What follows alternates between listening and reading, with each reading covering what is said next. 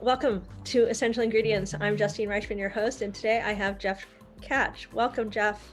Thanks so much for joining me. Yeah, a real honor to be here, Justine. Thanks so much for having me. It's my pleasure. I'm excited to learn a little bit more about you and a little bit about the Rodale Institute and the impact that you guys are having. Cool, let's do it. Let's dive in. Great. I think for our listeners, let's just start with a little background on you.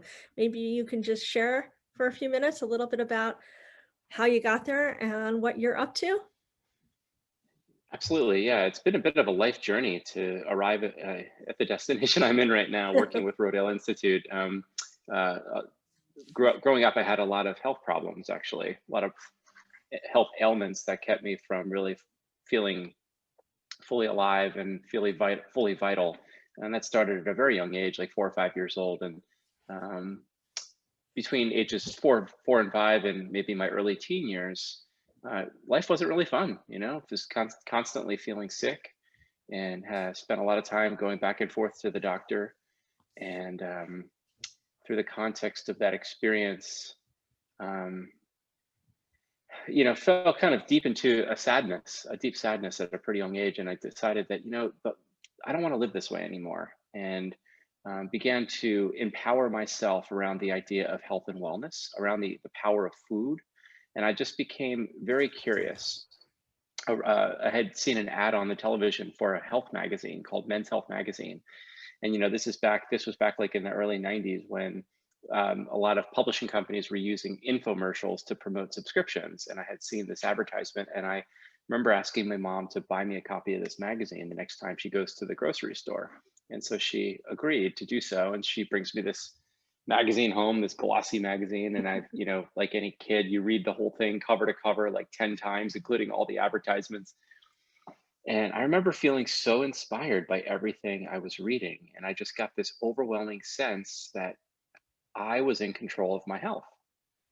And the next step was I took out a piece of paper and I wrote down a grocery list, like a very specific list of foods that I said, okay, Mom, now next time you go to the store, can we buy all these foods? Because this is what the magazine told me I need to eat to be healthy. So we did that. So go to the grocery store, we buy all these foods. And over the next several weeks and months, I started eating differently. And little by little, my whole demeanor changed. My whole way of feeling and being and moving and breathing in the world changed. Little by little, I started getting off the medicines. I had severe asthma and allergies as a young boy. And little by little, I saw a massive change simply by what I put in my body and how I treated my body. And I was so moved by that it set me on a path that ultimately landed me working in the publishing industry for a better part of 13 or 15 years. Right out of college, I worked in the health and wellness media industry, came in contact with this nonprofit called the Rodale Institute, and fell in love, like really just was captivated by the work that was going on there. I first encountered the work of Rodale Institute in 2004 and have been peripherally involved in the organization since then. I became a board member in 2015. And then I sustained another major health collapse in 2016, which really set me on the path that I'm on today. So that health journey, that health collapse ultimately ended up being yet another catalyst for me to move in the direction that I'm in today. So I would say that there's kind of been a whole spiritual journey and an underlying thread that I've just been following little by little. And my body seems to have dictated my path here, and I just keep following it all the way.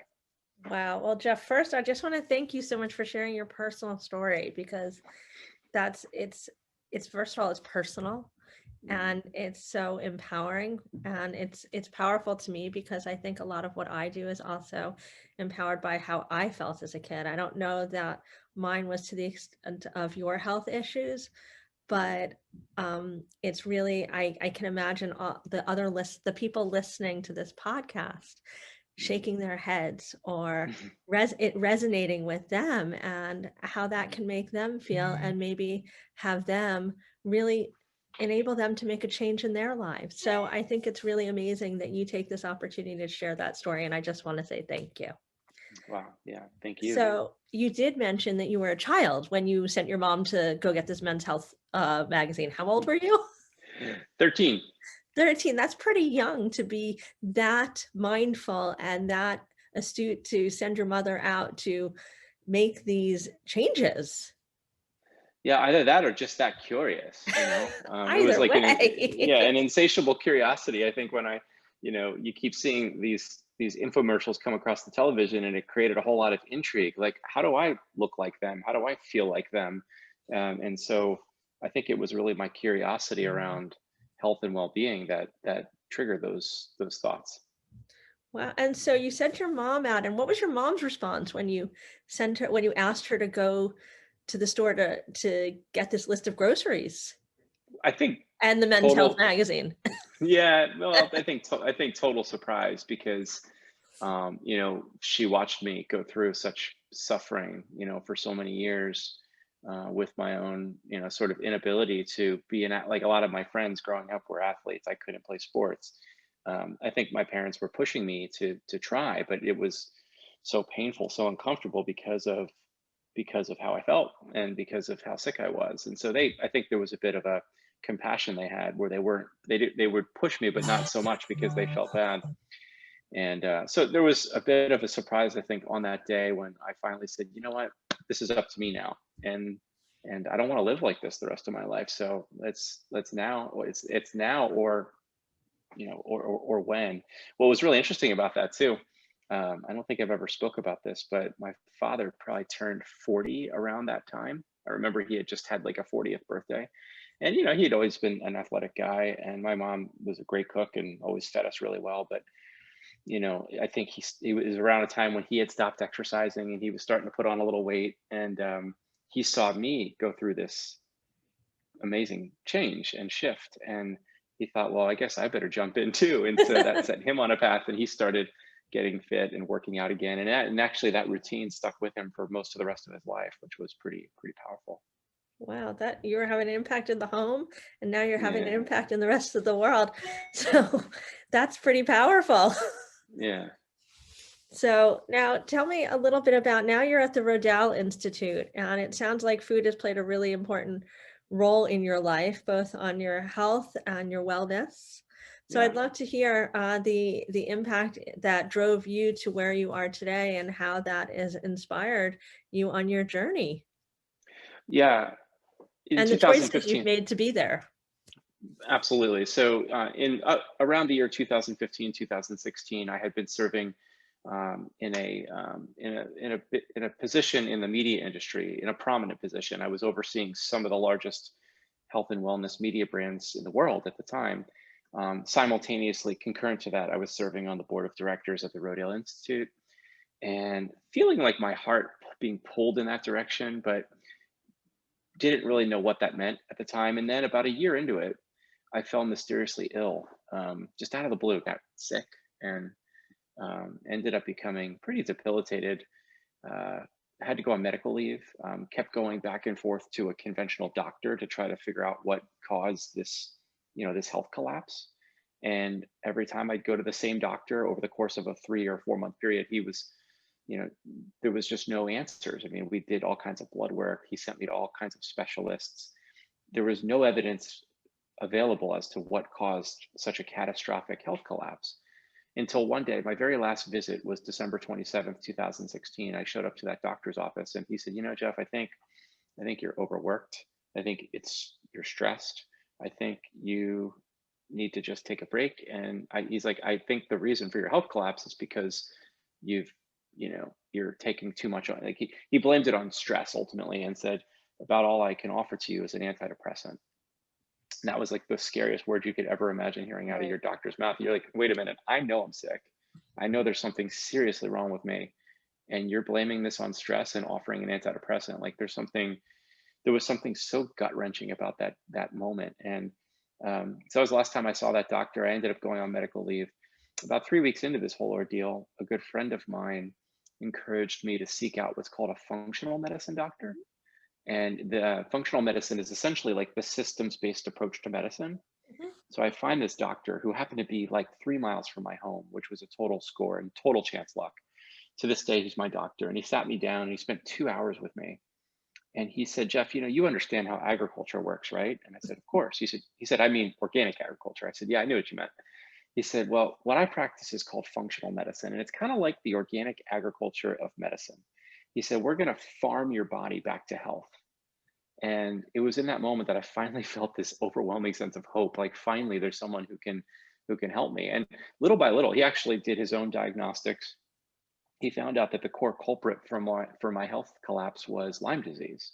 Oh, It just went yeah. undiagnosed. Yeah. And at that point, it was 7 months in, and there was no medicine that was going to make me better.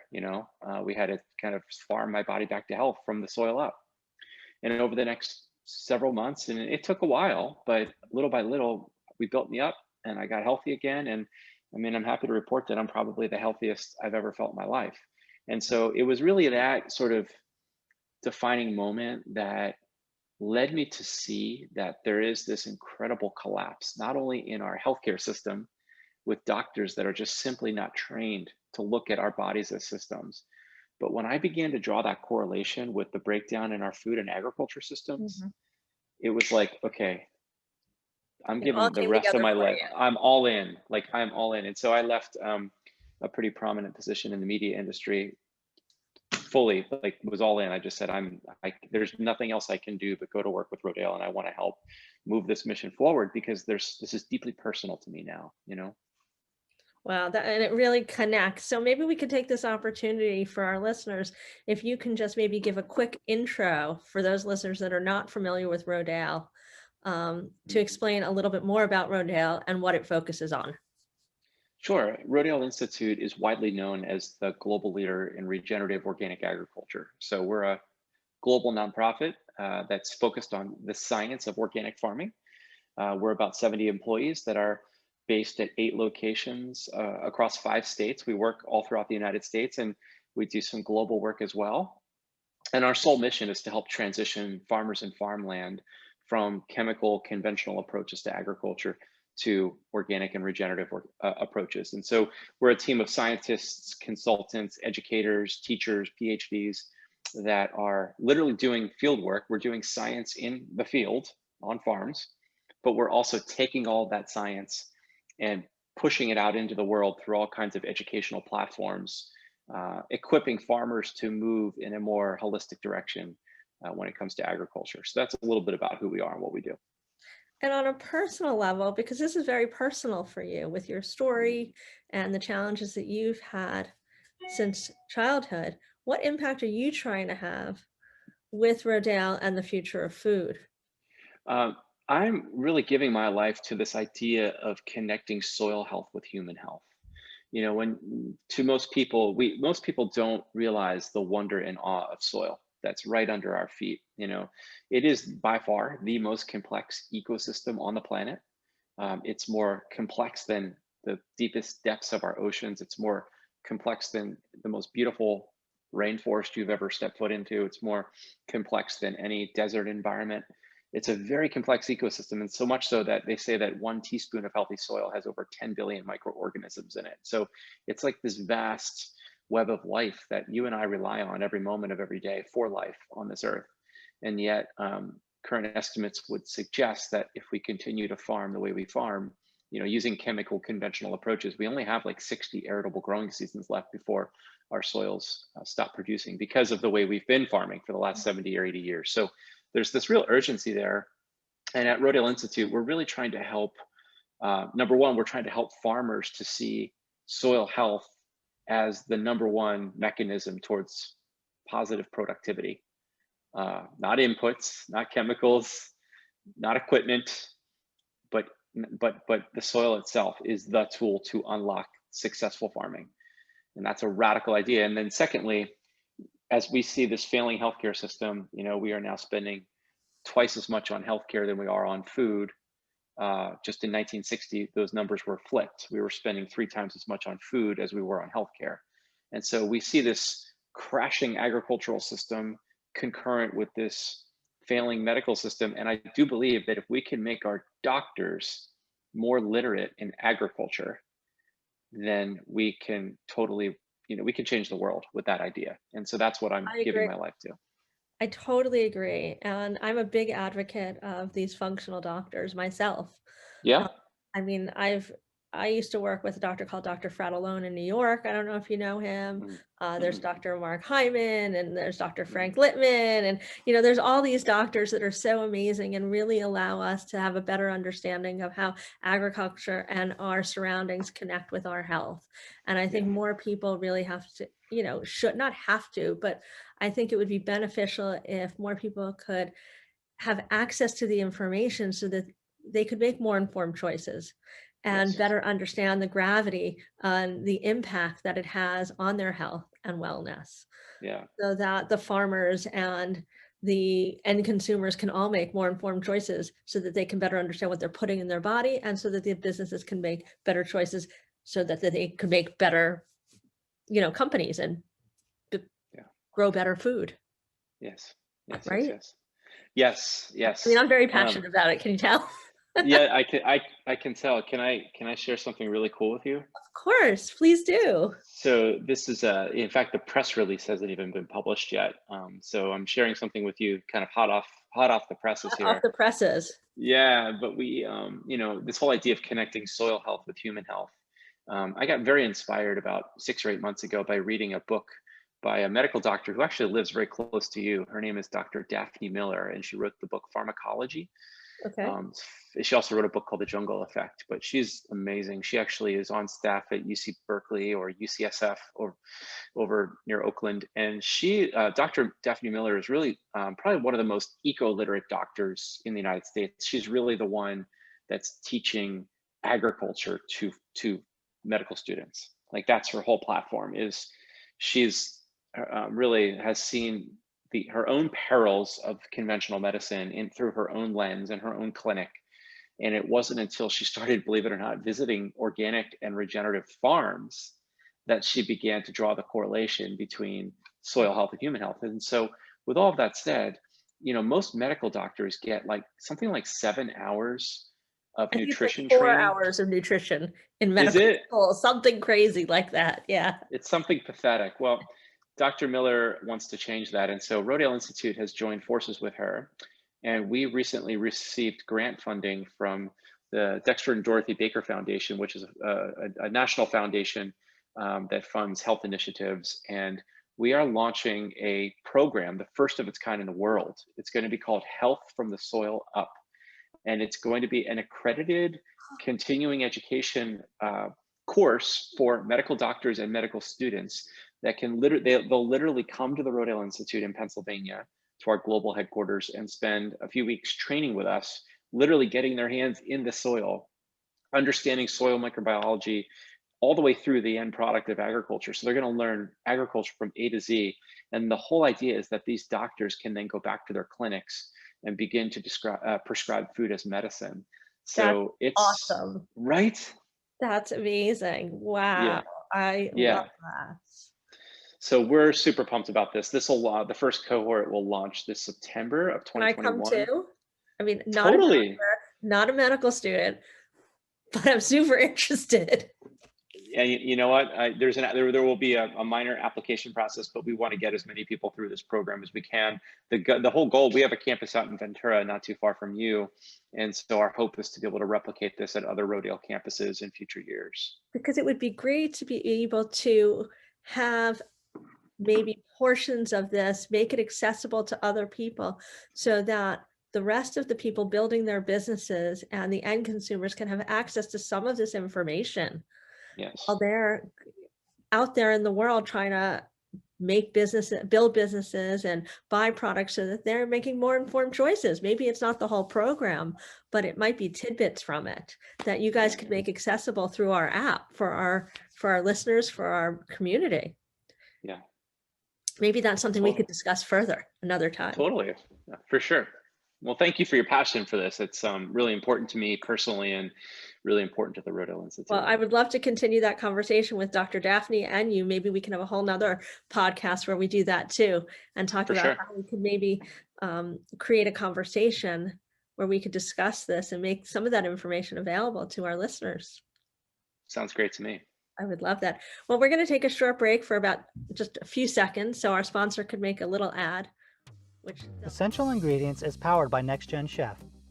NextGen Chef is a movement that supports food and beverage entrepreneurs around the world by fostering a sense of community and providing its members access to mentors and a wealth of resources and guidance. NextGen Chef feeds members with the knowledge they need to build better for you food and beverage businesses so the world can have greater access to healthier food, comprehensive food education, and increased affordability. If you like what you hear on this podcast, continue the conversation or ask new questions on the NextGen Chef app, available in the Apple Store and Google Play. Follow NextGen Chef on Instagram, LinkedIn, and Facebook at NextGen Chef. Join NextGen Chef and let's change the future of the food industry together. Okay. Well, I want to welcome our listeners back. Jeff, thanks so much. I'm excited to continue this conversation. We're just going to take a quick deep dive into the regenerative conversation here, talk a little bit about regenerative agriculture, hear the impact that Rodale is having on some of the stuff that we just talked about, because I know that they're the leader in the industry here, and there's so many exciting things we spoke about before. I think I'm on a high already. But I'd love to, just talk about that and see. Regenerative has been in the news and the media recently a lot. But that word is a little bit misused. It's also a little bit of one of those words that people are, it's kind of, what's that word that they call it? It's the lingo these days, right? They like to use some of these, So what's your take on it? And what's the correct way to use this word these days? And what does it really mean? Yeah, let me tell you about the origins of the word regenerative as it relates to agriculture. The founder of the Rodale Institute, J.I. Rodale, all the way back in 1942, actually coined the term organic as it's used today. And as you know, by now, the word organic actually has a whole audited certification process. It sits under the USDA in Washington, D.C. It actually is a highly efficacious word and means a lot. And it's something that consumers can trust. So every time you or I purchase a certified organic product, you can rest assured that food or beverage item went through a rigorous, auditing process so that you can be sure that it is in fact what it says it is. Around the mid to late 1970s, J.I. Rodale's son, Robert Rodale, who became the leader of the Rodale Institute, was doing a lot of traveling at the time. So he was traveling around to different continents, evangelizing about the work of Rodale. And he was meeting with a lot of farmers, particularly in third world countries. So he spent a lot of time in Africa and Asia.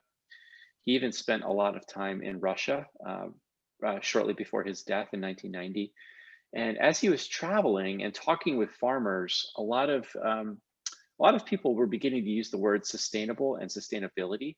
Mm-hmm. And Bob Rodale thought that was actually a terrible word. He thought it meant everything and nothing. And he would look around at these desertified, unproductive, decimated agricultural zones in some of these parts of the world, and he thought to himself, what's here to sustain? Like, there's nothing worth sustaining. These are fundamentally broken systems. And so he started looking at the soil, and he was captivated by the power of the soil. And he thought, and as he would teach these farmers about methodologies like cover cropping or complex crop rotations or using compost and other biological soil amendments, he began to realize, wait a minute, if I as a farmer begin to put all of my efforts and energies on the soil by resting it, watering it, feeding it, giving it what it wants and what it needs, then the soil health improves. Then the plants growing in that soil get healthier, stronger, better, more productive, more flavorful. And the people eating that food, same thing happens to them. They begin to get better and better and better. And then I, as a farmer, my bottom line improves. I'm getting more profitable. And if that happens, then guess what? The entire community flourishes. So in a system focused on regeneration, so again, the whole goal was, how do we regenerate the soil? As we do that, everything around it gets better and better and better over time. And that was like a light bulb moment for Robert Rodale, where he said, no, the focus is about regeneration. It's about regenerative agriculture. And so that's been so Rodale sort of brought forth the word organic and then later the word regenerative. And to us, we have a definition. In fact, if your audience is interested, we've actually built a standard called the Regenerative Organic Certification. If you go to regenorganic.org, you can read about that standard. And it is now the highest bar standard in food production in agriculture. It's actually the only standard in the world that's audited. It asks the farmer to be a minimum certified organic. Then the farmer must adhere to strict soil health protocols, animal welfare protocols, and human labor protocols. So we've defined those two words. However, to your point, Justine, the word regenerative by itself has begun to mean everything and nothing. A lot of farmers are beginning to adopt this word. And yeah, I mean, basically what's happening is conventional farmers that use chemicals, are beginning to adopt some biological processes. Like they're beginning to reduce how much they till the soil, which is good. They're beginning to use things like cover crops, which is good. But to be a regenerative farmer does not preclude you from using chemicals. There's still a lot of large scale farmers that are farming thousands of acres using regenerative techniques. And your audience can't see me giving air quotes right now, but that's okay. That's okay. For our listeners, he's giving us air quotes. I just realized that. I'm like, what am I doing this for? No okay. We do a YouTube video too. So in the video, the people will see the air quotes, but for the listeners, he's doing air quotes. But I do have a question for you. So, sure. You know, for those people that are trying to do that, for those founders and those entrepreneurs that might be smaller, becoming certified organic can be prohibitively expensive and cumbersome, the whole process. And I know that Rodale does work and has people that goes out into the field, or at least I believe goes out in the field and can help with this process for them. Is that correct? Yes, that is correct. And I would also challenge that assumption that the organic certification process is expensive. Believe it or not, our own federal government has created a cost share mechanism. Most people don't realize that there's actually money available to farmers that do wish to transition to organic. Oh, can you tell us more about that? That's exciting. Yeah, for sure. So that's pretty known information. Easily findable information, rather, that the USDA, the U.S. Department of Agriculture, has created an organic cost share. I don't have all the ins and outs in front of me, but essentially it gives money to farmers, especially small scale farmers that do desire to transition, because the certification is probably a few $1,000s a year, I'm guessing, and that to a small scale farmer, that could be a big deal. $1,800 or whatever. That's significant. And so there is monies that the National Organic Program has set aside. And unfortunately, we think at Rodale Institute that those monies should be more. And so we're actually working hard to create better legislation to help empower farmers with more monies. But yes, to answer your question, we do absolutely have a consultancy now. This was launched 2 years ago. So for the first time in the history of Rodale Institute, we now have a team of trained consultants that can go out onto any farm anywhere in the country, and maybe soon anywhere in the world, and literally hold the hand of the farmer as we walk them down this pathway towards transitioning. We actually launched this last, I guess, about 1.5 years ago, not knowing what the demand would be for these services. And would you believe we already have over 200 farms working with us that represent over 50,000 acres of land that will be transitioned over the next 3 to 5 years. And just on Tuesday of this week, we just dropped a major press release, a major announcement, whereby Rodale Institute is partnering with Bell & Evans, which is one of the largest organic. I used to buy Bell & Evans chicken. Nice. My grandmother used to buy Bell & Evans chicken. Bell & Evans, believe it or not, is like a $600 million company based right here in Pennsylvania. Anytime you go into a Whole Foods around the United States and you buy an organic chicken, it likely came from Bell & Evans. So it's a wonderful family who has a big vision and a big heart for organic. And their founder and CEO, Scott Zeckler, gave an opportunity to Cargill, which is the largest commodity producer in the world, big grain company. And he basically challenged them. He said, listen, Cargill, I'm willing to give you a $500 million contract for all of my grain, all the corn, all the soybeans that go to my chickens, I will buy from you under 2 conditions. One, that all of that grain be grown domestically here in the United States. We will not accept any imported grain. Number 2, that you hire Rodale Institute's consultancy and your farmers must farm to their standard. And they said, okay, let's do it. And so we've just launched the largest public-private organic grain initiative in the world. Wow. And it will ultimately mean 50,000 more acres over the next 5 years. That's amazing. Pretty cool, right? Yeah, that's amazing. So I just want to go back to this just so that our listeners, because we do get some founders that are smaller, and I just want to make sure that they understand the process. To get a consultant, is it prohibitively expensive? Is it accessible to get somebody from Rodale to come out and help them through this process? What does that look like? Not at all. Yeah, so we're actually we're a fee-for-service consultancy, which is pretty normal in the consulting world. But our fees are very modest, and all the information, if you're interested in working with us, it's easily found on our website under the consulting tab. However, I want to mention something super cool. So our consultancy launched because 2 years ago, the governor of Pennsylvania, where we're based, became privy to some data that suggested that Pennsylvania was then the #2 producer of organic food in the nation, second only to your state, California. And he's looking at this data. I can almost imagine him. He's like looking at this data and he's talking to his Secretary of Agriculture saying, how did this happen? He's like, I'm taking good taxpayer dollars and bailing out failing conventional dairy farms in our state, because Pennsylvania has a ton of dairy farms. He's like, these dairy farms are failing on the conventional side, but we've got 1,400 certified organic farms in the state. Like, how did that happen? And Secretary Redding said, well, that's an easy answer. It's because Rodale's here and they've been here for 7 decades doing this work and showing farmers how to transition.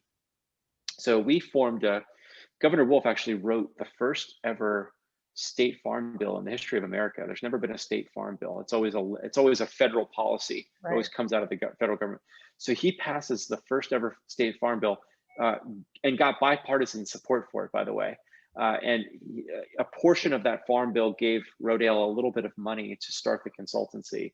And now any farmer in the state that desires to transition to organic gets free consulting under Rodale Institute. And so that's, if you're listening to this episode and you are in the state of Pennsylvania, you would actually get free consulting, as well as another private family foundation has enabled the same thing in Midwestern states. So we now have a team of consultants in Iowa that can work with 12 states across the Midwest. So how do we make this happen in every state? Well, that's our goal, actually. I'm glad you brought that up. I mean, our hope is that we can impact every Secretary of Agriculture in every state and show them a model that is very successful. I think that's our call to action here. Yeah. So I think the call to action to your audience would be to write your state policymakers, your state senator, your state representative, and reference Rodale Institute and Governor Wolf's Farm Bill, because this is a model for, this is just good business. So put the environmental and human health aspects aside. If you want to create economic vitality in your state, then fix farming. Because if you fix farming, you fix everything. You fix water, you fix air, you fix human health, you fix environmental health. Everything in your state will improve, including the bottom line. And so, in 1945, post-World War II, almost 50% of all the food that we ate in this country came from our own backyards. We were, remember the whole Victory Garden era? Mm-hmm. Today, 17% of all the food we purchase in the grocery store comes from other countries. Oh. And that's sad. That's pathetic. Yeah, that's very sad. And we have an opportunity to change that now. I mean, during the pandemic, as a result of the pandemic, we saw 22 million new gardens planted in the United States in the year 2020.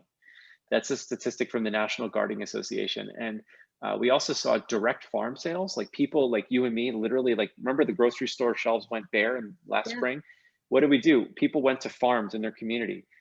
Direct farm sales, 420% increase year over year. So farmers began connecting with people in their own communities. So Jeff, I think we're at a garden back there. Totally. I have a garden. You have a garden? Can you show us? I have a massive garden. I was actually going to say, I think I could show you a photo here.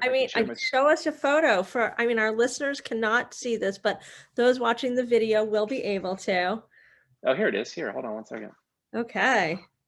Oh, Okay, I'll have to make you a co-host so that you can Okay. share your photo, because I'd love to see your garden. All right, hold on one sec. Just see. There we go. Well, no. Oh, look at that. Can we make it a So little bit that's, bigger?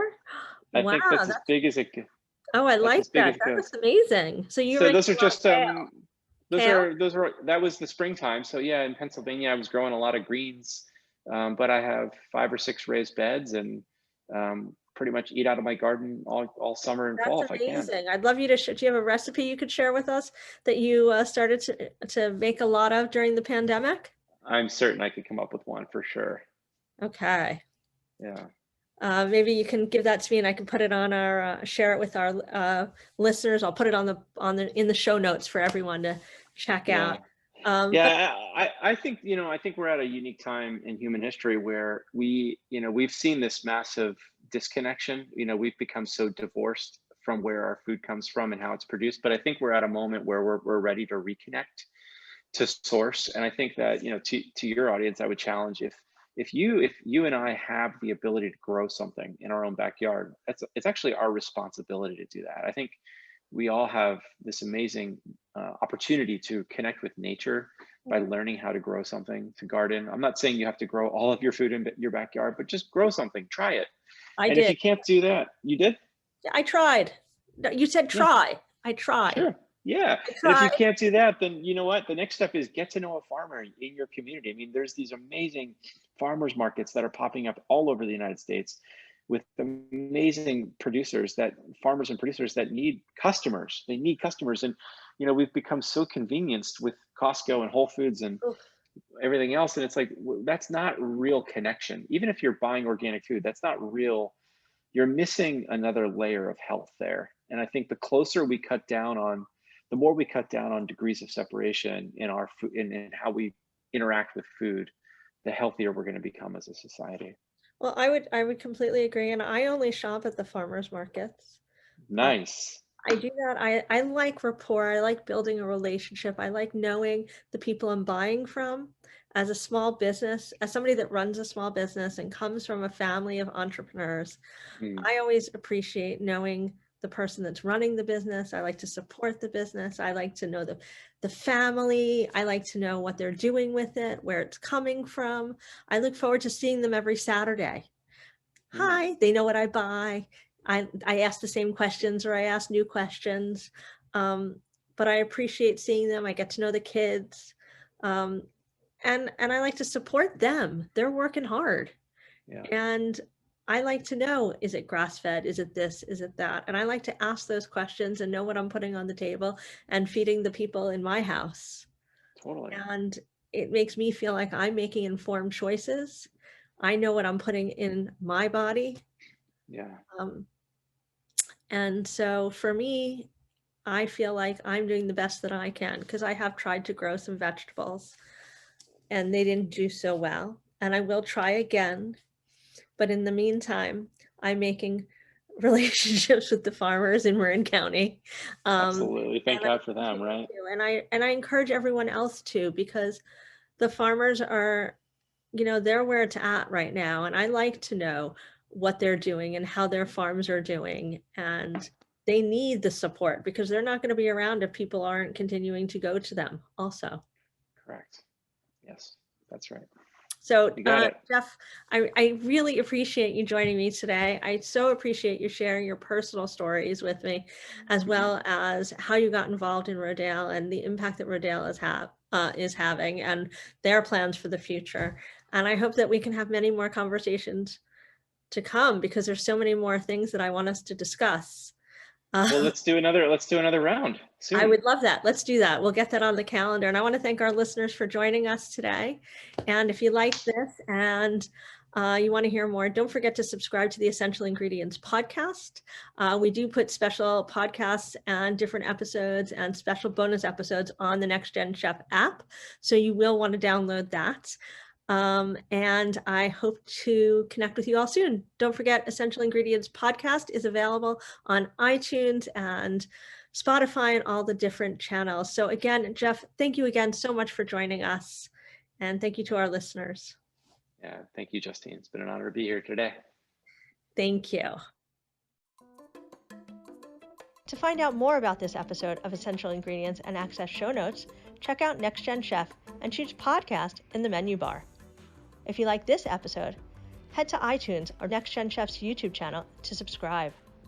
Learn more about Next Gen Chef, the platform that powers this podcast, by checking out our website or visit us on Instagram, Facebook, and LinkedIn at Next Gen Chef. You can also check out my Instagram at Justine_Reichman. If you have thoughts about this episode or future episode ideas, leave us a comment at Next Gen Chef's YouTube channel or drop an email at team@nextgenchef.com. Thanks for joining us.